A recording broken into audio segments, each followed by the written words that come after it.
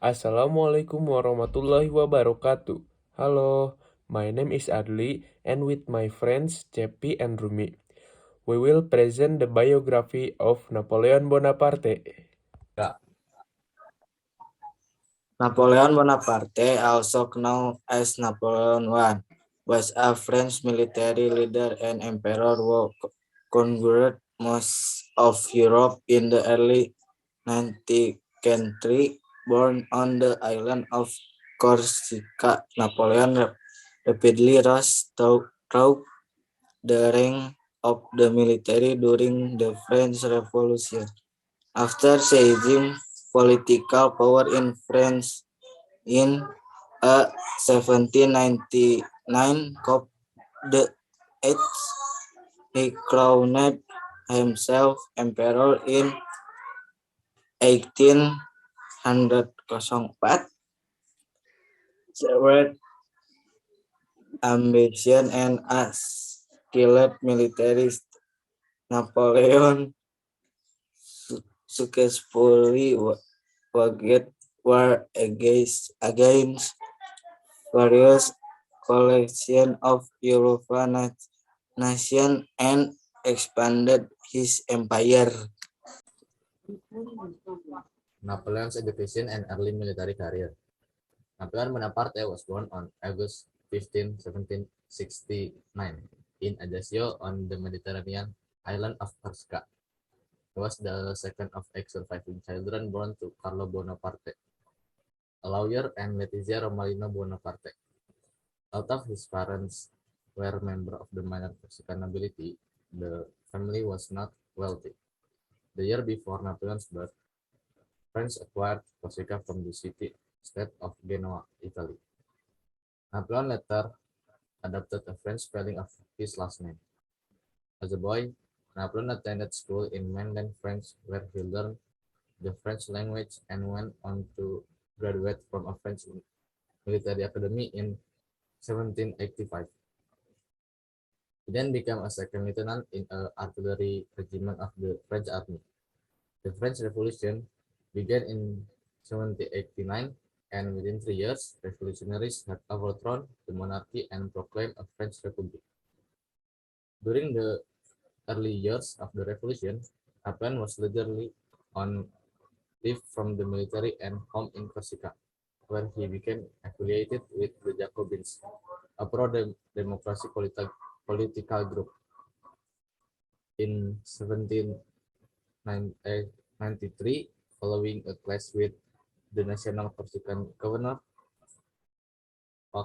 Pasquale Paoli, the Bonaparte family fled their native island for mainland France, where Napoleon returned to military duty.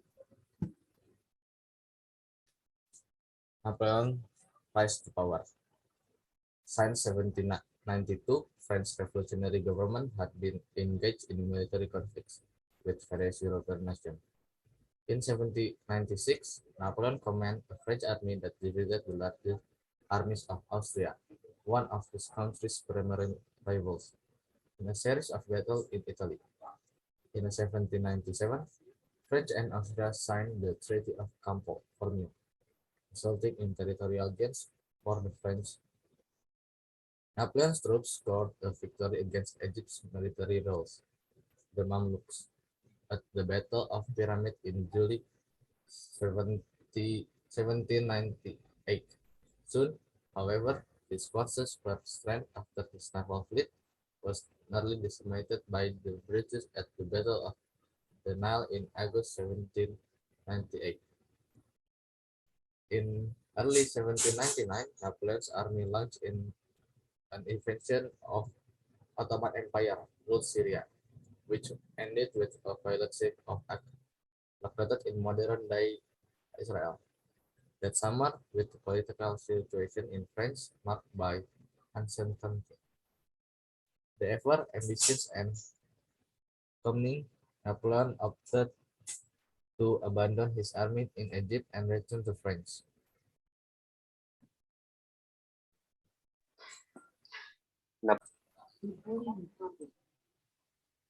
Napoleon Marriage and Children.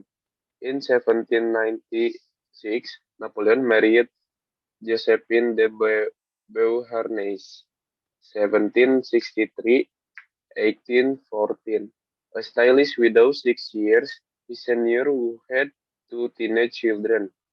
More than a decade later, in in 1809, after Napoleon had no offspring of his own with Empress Josephine, he had their marriage annulled so he could find a new wife and produce an heir.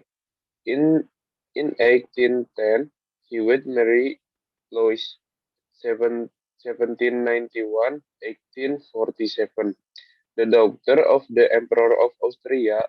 The following year, she gave birth to their son, Napoleon Francois Joseph Charles Bonaparte, 1811-1832, who became known as Napoleon II and was given the title King of Rome.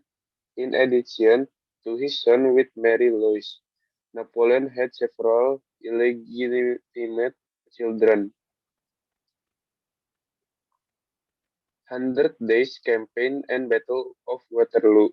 On February 26, 1815, after less than a year in exile, Napoleon escaped Elba and sailed to the French mainland with a group of more than 100 supporters. On March 20, he returned to Paris where he was welcomed by cheering crowds. The new king, Louis, 1755-1824, fled and Napoleon began what came to be known as his Hundred Days Campaign. Upon Napoleon returns to France, a coalition of allies, the Austrians, British, Prussians, and Russians, who considered the French emperor an enemy, began to prepare for war. Napoleon raised a new army and planned to strike preemptively, defeating the Allied force one by one before they could launch a united attack against him. In June 1815, his force invaded Belgium, where British and Prussian troops were stationed. On June 16, Napoleon troops defeated the Prussians at the Battle of Ligny. However, 2 days later, on June 18, at the Battle of Waterloo near Brussels, the French were crushed by the British with assistance from the Prussians. On June 22, 1815, Napoleon was once again forced to abdicate. Yo, Cep.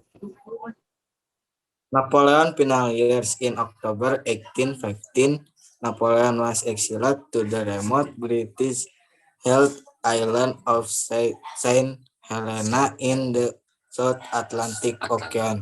He died there on May 5, 1821 at age 50, most likely from stomach cancer. During his time in power, Napoleon often posed for paintings with his hand in the face, leading to some speculation after his death that he had been plagued by stomach pain for years. Napoleon was buried on the island despite his request to be laid to rest on the banks of the Seine among the French people I have loved so much. In 1840, his remains were returned to France and entombed in the crypt and less invalids in Paris, where other French military leaders are interred. Thank you for listening our presentation. Napoleon Bonaparte said, "The reason most people fail instead of succeed is they trade what they want most for what they want at the moment. Assalamualaikum warahmatullahi wabarakatuh.